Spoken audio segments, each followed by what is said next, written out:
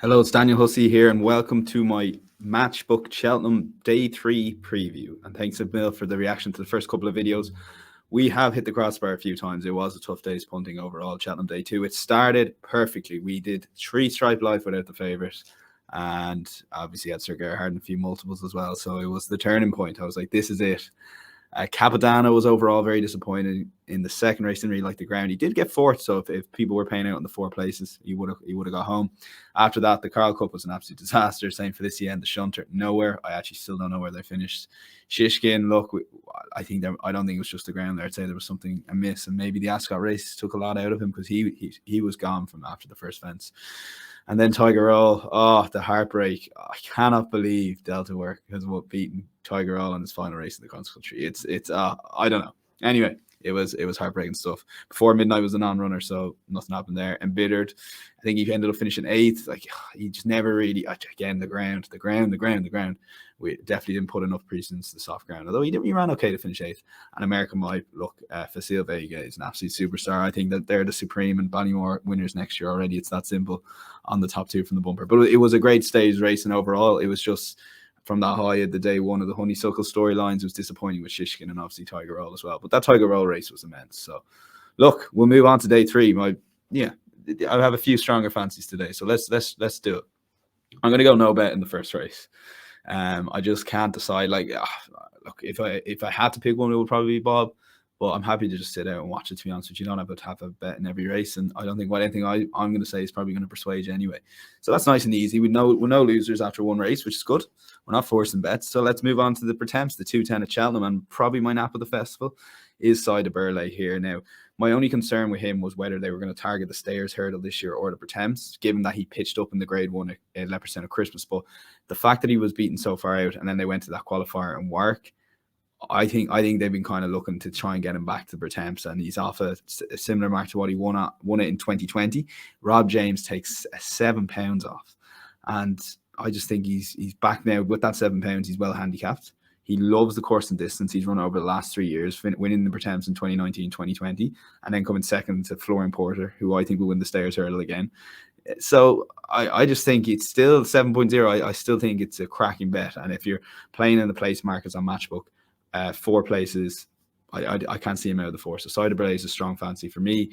Winter Fog is the other one I'm going to go for here for Emmett Mullins. Is interesting, actually. The Paul Tennant is jacked up 8.6. I know that's kind of been doing a lot of the preview night circuit, so I don't have to give you too much of information on that, but I think he goes very well here. I just think that they've been targeting this race for a while. So for me, it's Side of Burley and Winter Fog. And if you are liking the video, as I've said, do give us a thumbs up, actually, and do comment your festival nap or even the day 3 nap. Moving on, 250, Ryanair. Again, no bet race. Allaho wins. We're doing a great offer on Matchbook, actually. If think it's bet £20, get a £50 bet on Allaho. I think that's a no-brainer. I think he wins.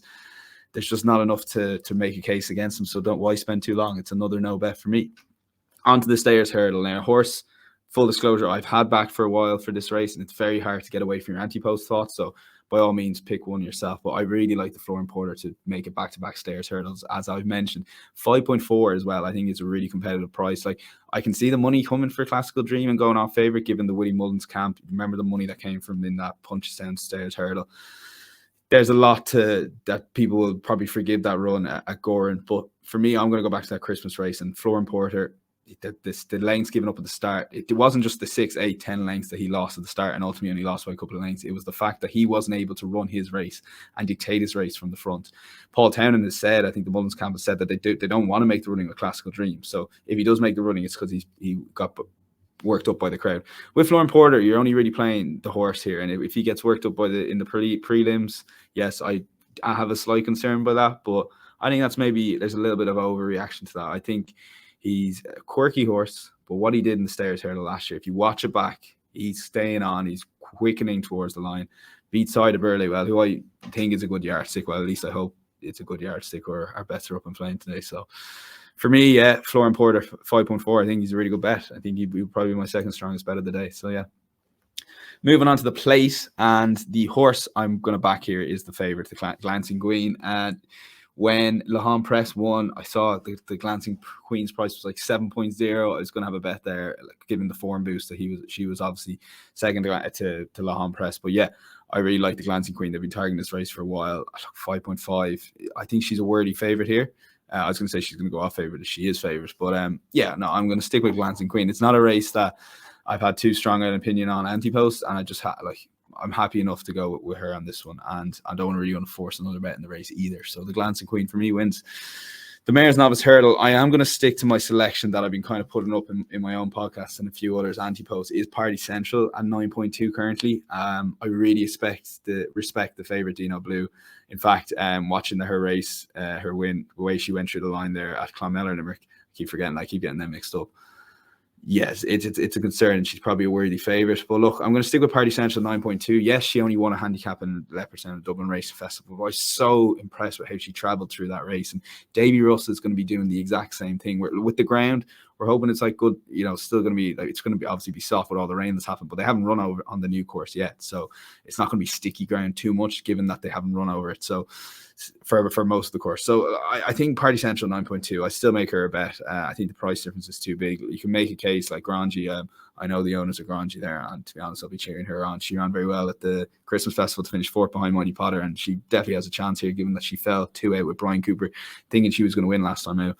But yeah, I'm going to stick with Party Central at 9.2 in the Mare's Novices Hurdle. And then we move on to the Kim Muir, the Get Out Stakes. And two I like in this race. It's my main place, Frontal Assault, who was the Antipost favourite and is actually 7.8 currently at the time recording, which is 8 p.m. on Wednesday night. 7.8, I think, is a massive price. He's well handicapped. He's got Rob James, who already would have won inside of early on the day. I just think he's going to run a massive race. He's been targeting this race for a long, long time. So at 7.8 is my play. And Henry de Bromhead actually has a good record in this. Third in the cross country earlier today. He ran well in the Kim Muir previously. So I've actually temporarily forgotten that horse. He finished third in the cross country. But Ain't That a Shame is a horse that I like at 10.0 as well. He actually ran behind Galloping Deschamps. Now he was beaten by 22 lengths over Christmas. I think it was the Christmas Festival. But Henry de Bromhead's yard wasn't running in a particularly good form over Christmas, and I just think that they've been targeting this race for a while. He ran well over 3 miles last time, and a further step up to 3 mile 2 here on the new course, which is more stiffer than the old course. Yeah, I think he'll really suit this horse, and at 10.0 he's my play there. So to go through the card again, so nothing in the 130, the 210 I'm going for Side of Burley and Winter Fog. 250 I've gone for Allaho. Well, it's a no bet. Flooring Porter for me in the Stayers Hurdle. Glancing Queen 410, the Party Central at 9.2 in the Mare's Novice Hurdle, and then Frontal Assault and Ain't That a Shame in the Kim Muir are my plays today. Nap of the day, as I mentioned, is Side of Burley, and I would have a really strong fancy on Flooring Porter. So I guess if you want to double them up, see you in Dubai, that sounds good to me. But as always, gamble responsibly. But do check out all the extra place markets on Matchbook, and we're seeing a lot of liquidity during the racing, which is great, and there's some very competitive prices. So if you do fancy a horse, like about a minute or two before the off, the betting exchange, the Matchbook betting exchange, you could actually get a really big price on some of these horses, and you can see some of our best treats. So do like this video, as I said, do comment your festival nap or your nap of the day, and do follow us on Twitter at Team Matchbook. Until then, take care.